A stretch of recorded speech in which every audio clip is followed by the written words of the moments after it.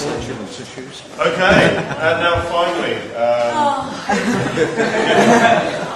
that's appropriate. The last speech of the evening is going to come from an individual who probably holds the distinction of looking most like a Victorian explorer in the world.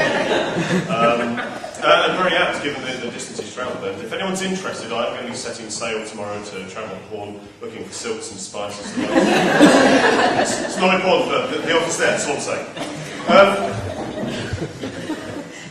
I suppose I'd just like to start off by saying a massive thanks. I mean, since moving to Australia, one of the biggest difficulties or issues I've had to try and reconcile in my mind has been the fact that they really can't get Christmas right.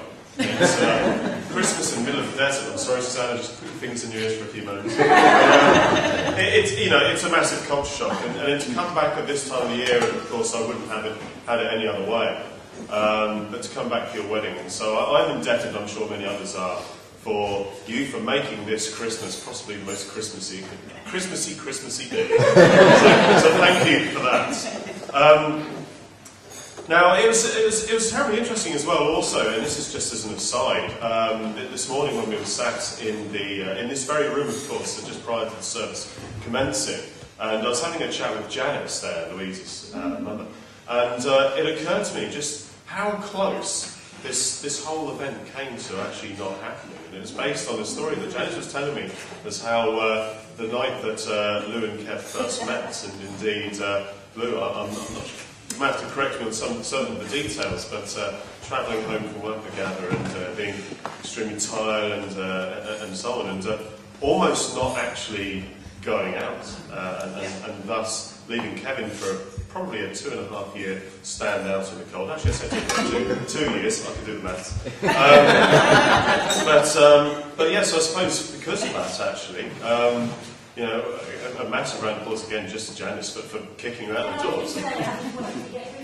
Yes, you can. So thank you.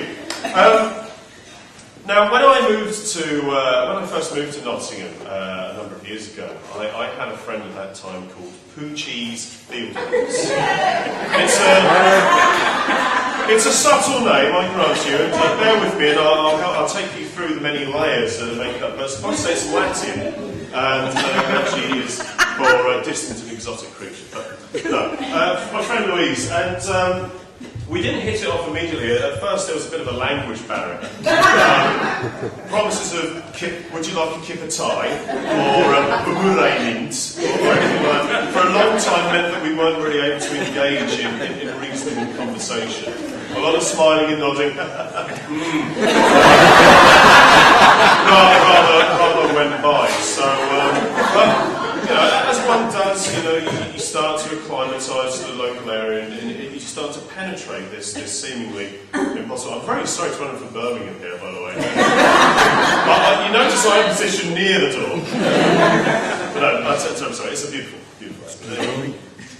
So Louise and I hit it off remarkably well. She was, I think it's fair to say, she's probably the first true friend I actually had in this area.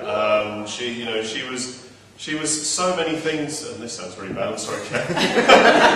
She was so many things to me. She was a friend. She was a confidant. She was somebody who would just make me smile in the morning with her humorous and light-hearted observations about whatever it is that made her cross that morning.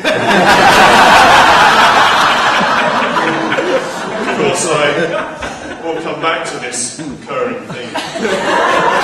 But she was absolutely phenomenal. In fact, actually, just sidestepping on a bit of a tangent for a moment, in 2010, actually, I was fortunate enough to meet my Prince Charming. I just couldn't think fast enough, isn't it? Susanna, who is now my fiancée, she'd actually come over from Australia and was on holiday here. And the point with that was that I was, as you can imagine, if you meeting the love of your life, only to learn that they actually come from the other side of the planet, presents a bit of, you don't really want to be going up dinner dates that often and all that sort of business. And so it almost didn't happen. Were it not for Louise actually really forcing a point and giving me advice like, come on, Couch, you only live once.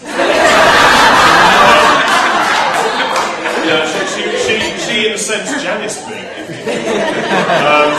So I was indebted, and of course, comes the day when I was choosing rings and planning on actually asking Sarah to marry me, Louise is probably the only person I actually felt confident in speaking to about the whole process, more so than, in fact, anyone in my own family. I'm not going to tell you my family all deceased, that would just be impolite and inaccurate. It just goes to show how much faith I had in Lou. And beyond that, she's just the most fun, the most energy, and always you can rely on and depend upon her honesty at all times. But I don't want you to think that in any way I'm being a sycophant here, because I do have to say, on one occasion, I'm pretty sure, and I may be mistaken, it may have been wind, but I think she may have been grumpy. But there we go. But there we go. So Lou, all I can say is I owe you a great deal, and will continue to do so. And I cherish our friendship more so than all words can describe. Really, as Kevin say, there really isn't the words. And so when I was over in Australia in 2010, actually, I was proposing to Susanna, and I maintained a bit of a contact with Lou. We were out in the bush at the time. Told you it's a Victorian explorer.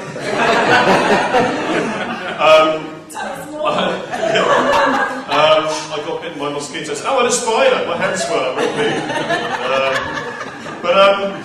But yes, and she started telling me about this guy she'd met, Kevin, and inevitably you tend to think, when somebody starts, nobody will quite appreciate that individual half as much as you ever do, no matter how well you describe it or anything like that. And of course, Lou was full of wonderful things to say about this guy. He's just the funniest, the most handsome, and so on and so forth. Thinking, okay, yeah, he's all right. Very soon after, I had the pleasure and indeed the privilege of meeting Kevin, and that was actually a very poignant moment, because it just completely validated absolutely everything that Lou was saying. He is, without a shadow of doubt, he is, as you all know, charming, handsome. I mean, look at him. Right, have you seen the engagement photo? Tell me that you couldn't picture her in a Bond film and him in some sort of Bourne film.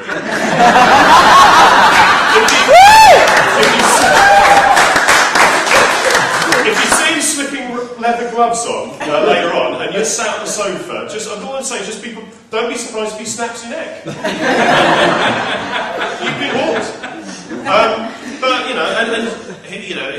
I love our conversations. He's a man who literally lives life on the edge. He's the only man I know who will willingly and consciously step into a car that says 0 on the fuel gauge, and present company accepted, 0 on the fuel gauge, and will still actually then drive a 60-mile journey without filling up.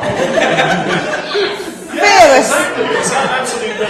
So, and inventive too. You've seen the websites, and indeed, a man who can think out a process of creating a remote control hairdryer powered cat repellent. And all I'll say is, if you want to know more about that, ask them. But it's incredible. And anyway, I appreciate I'm just kind of going on a bit now, but so I'll try and put it into some sort of conclusion for you.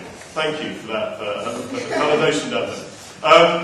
So we're seeing them together and seeing Lou in the family and seeing them all reacting together, it's just quite overwhelming. And for them to actually find I suppose the opposite part of the puzzle that is them. It's just absolutely magnificent. I've never said that before, but that doesn't make sense. But anyway, it's just been a real privilege, and to being asked to come and take part in your wedding day has just been the greatest thing. And so I suppose I'd like to end by saying that I'd just like you both to continue to seize every opportunity life presents to you. And in fact, standing in this wonderful house, I'm reminded of a quotation by Keating, in fact, who did actually say that life is but a roller coaster, and you've just got to ride it. So I'd like to say that we will be on this journey with you, and so it gives me great pleasure, once again, probably for the last time tonight in this context, to again ask you to raise your glasses once more for Lou and Ken. Lou and Ken.